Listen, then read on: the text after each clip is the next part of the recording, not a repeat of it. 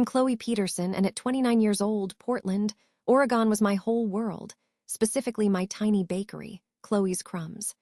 It wasn't much, just a small storefront on a cobbled street, but it smelled like heaven, all warm vanilla and toasted sugar, and it was mine. I'd poured every ounce of my savings, every late night, every dream I had into those flaky croissants and perfectly piped cupcakes. My specialty was a salted caramel lavender tart, a recipe I'd tinkered with for years, balancing the sweet and floral with a surprising salty kick. People loved it. They'd come in just for that tart, telling me it tasted like a dream, like Portland itself, a little quirky, a little sweet, utterly unique. I wasn't just baking. I was creating happiness, one delicious bite at a time, and that feeling fueled me more than coffee ever could. My hands, always dusted with flour, were my pride, crafting beauty from simple ingredients. I loved the early mornings, the quiet before the city woke, when it was just me and the oven, a symphony of rising dough and bubbling fillings. I felt like I was exactly where I was meant to be, building something real and sweet from the ground up, a true testament to passion and hard work. Then came the Rose City Culinary Competition, a local affair but one that could put my little bakery on the map. I decided to enter my salted caramel lavender tart, confident in its distinct flavor. Chef Julian Thorne was one of the judges, a towering figure in the Portland food scene, celebrated for his elegant patisseries and his seemingly infallible taste. He tasted my tart, his expression unreadable, and then he gave a slight nod, a glimmer in his eye I mistook for appreciation. He even sought me out afterwards, telling me privately that my tart was exceptional, truly inspired, a phrase that warmed me from the inside out and made me believe I had a chance at winning. I didn't win first place, but I took home an honorable mention, a small trophy that sat proudly on my counter. I was on top of the world, ready to use that momentum to expand, to finally achieve the larger dreams I held for Chloe's Crumbs. But that dream quickly turned into a bitter nightmare. Just a few weeks later, Chef Thorne opened a new, high-end patisserie downtown called Thorne's Delights. His star dessert, prominently displayed in the window and lauded by local food critics, was a salted caramel lavender tart. Not just similar, but almost identical, down to the delicate purple sugar crystals I used to garnish mine. He called it Thorne's signature tart, claiming it was a new masterpiece, born from his latest culinary exploration. My heart sank, a cold, heavy stone in my chest. Then, the first negative review of Chloe's Crumbs appeared online, from a prominent food blogger known to be friendly with Thorne, calling my bakery unoriginal and suggesting my own tart was a poor imitation of a certain, celebrated chef's newest creation. My world, once so vibrant and promising, began to crack, the sweetness replaced by a growing bitter taste of betrayal and injustice. This wasn't just about a tart. It was about my creativity, my livelihood, my very identity being stolen and twisted. The first thing I tried was to confront Julian. I walked into Thorne's Delights, the scent of expensive pastries mocking me, and demanded to speak with him. He came out, sleek in his chef's whites, a condescending smile playing on his lips. I explained, my voice trembling with a mixture of anger and disbelief, that he had stolen my recipe, that it was my creation. He listened, his head tilted slightly, then chuckled, a low, dismissive sound. He told me, "Chloe, my dear, ideas are like air, they're everywhere. True genius lies in execution. Perhaps you simply weren't ready for the big leagues." He then subtly suggested that if I continued to make a fuss, he had friends in high places, friends who could make things very difficult for a small, struggling bakery like mine. His words were a cold slap, and I left feeling foolish and utterly powerless. I then spent days trying to find concrete proof. I scoured the internet for any mention of my tart from before the competition, any old social media posts, but there was nothing definitive that couldn't be explained away. Julian was clever. He had let me present it, absorb the idea, and then swiftly made it his own without leaving a paper trail. I even tried talking to a lawyer, a brief, disheartening conversation where they explained how incredibly difficult it was to prove intellectual property theft for a food recipe, especially against someone with Julian's resources and connections. The legal fees alone would bankrupt me before the case even started. Meanwhile, the negative reviews continued to pile up, cleverly worded to imply I was the copycat, the uninspired one. My loyal customers, confused by the online chatter, started to dwindle. The aroma of my bakery, once a comforting embrace, now felt like a lonely whisper. I found myself staring at spreadsheets late at night, the red numbers growing larger, the reality of my financial situation hitting me like a physical blow. I couldn't pay my suppliers on time, my rent was overdue, and the dream of Chloe's crumbs was slowly suffocating under a blanket of unfair accusations and declining sales. I tried introducing new items, desperately hoping to reignite interest, but every new creation felt hollow, tainted by the theft of my first true success. Julian Thorne, on the other hand, was thriving. His patisserie was a constant buzz of activity, featured in magazines, praised for its innovative confections, with his signature salted caramel lavender tart at the forefront of his success. I would sometimes see him in passing, looking smug and triumphant, and the sight of him would make my stomach clench with a raw, festering anger. The lowest point came one rainy Tuesday afternoon. I had exactly one customer all day, a sweet old lady who only bought a single biscotti.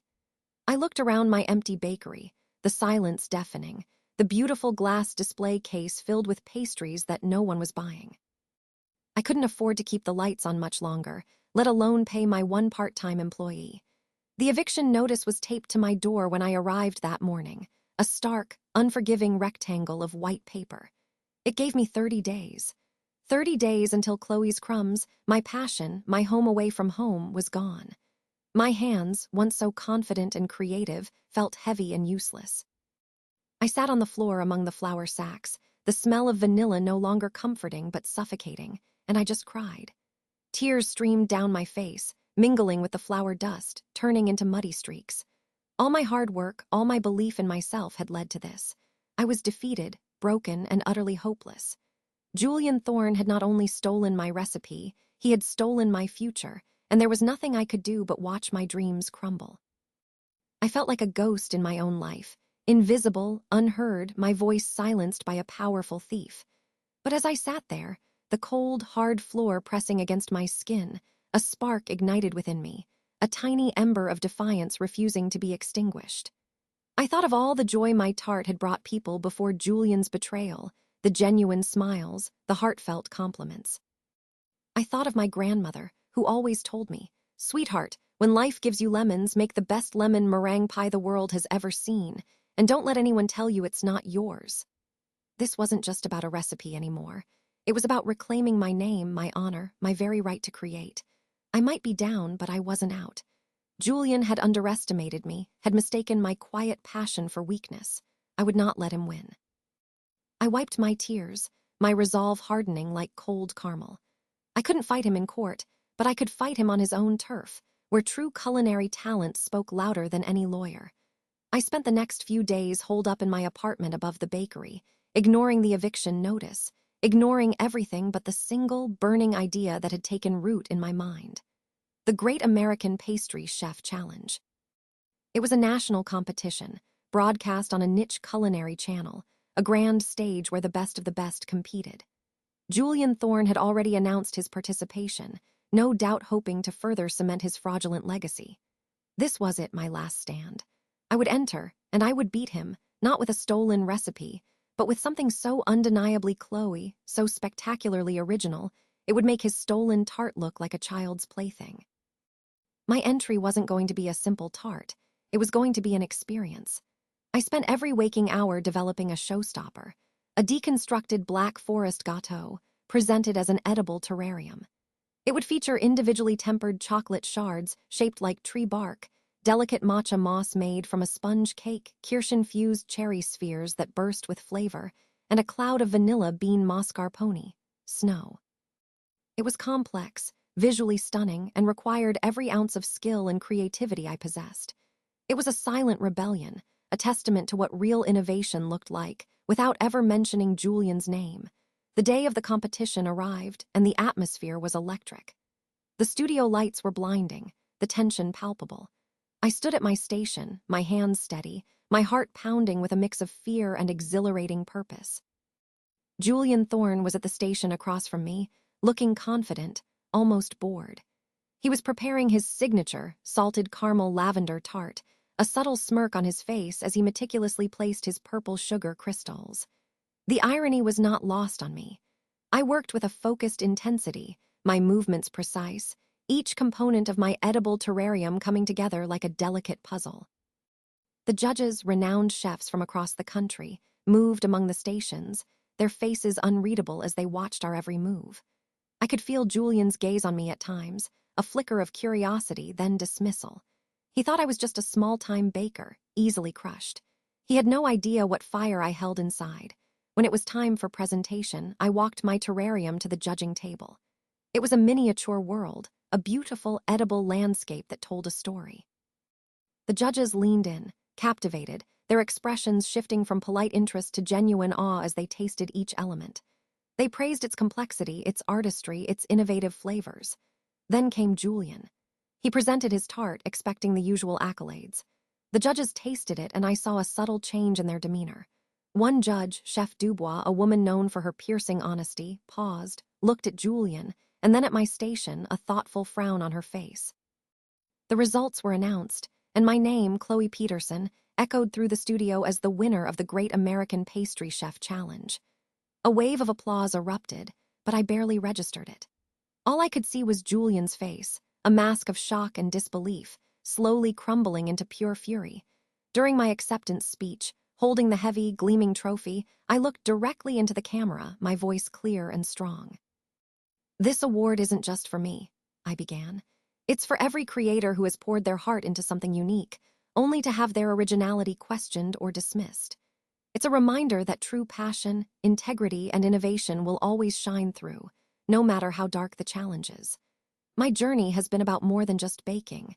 It's been about reclaiming a belief in myself and the power of true, authentic creation." I didn't mention Julian, not by name, but everyone in that room and everyone watching at home understood. The cameras cut to Julian, whose face was now a tight, angry red. The judges, particularly Chef Dubois, exchanged knowing glances. The next morning, the news exploded. My edible terrarium was hailed as a masterpiece, my story of perseverance and inspiration.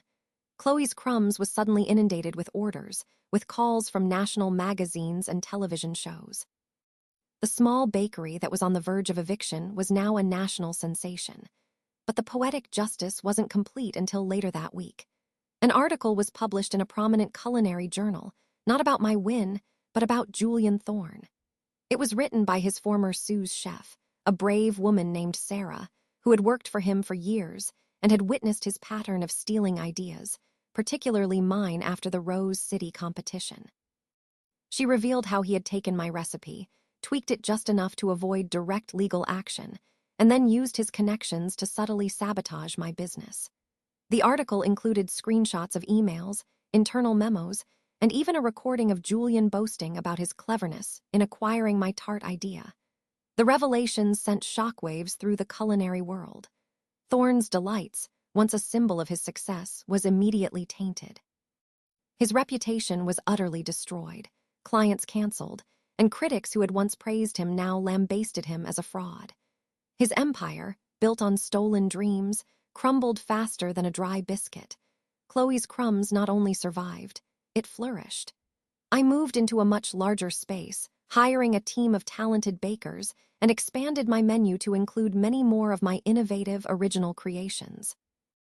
My salted caramel lavender tart, now prominently labeled the original Chloe's Crumbs signature tart, became a symbol of authenticity.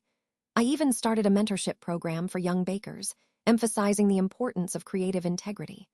The unexpected twist: a few months later, I received an anonymous package. Inside was a single, perfectly crafted salted caramel lavender tart, but this one was subtly different, lacking the vibrant complexity, tasting just a little bit off, and with it, a small, handwritten note that simply read, "It will never taste the same." It wasn't signed, but I knew.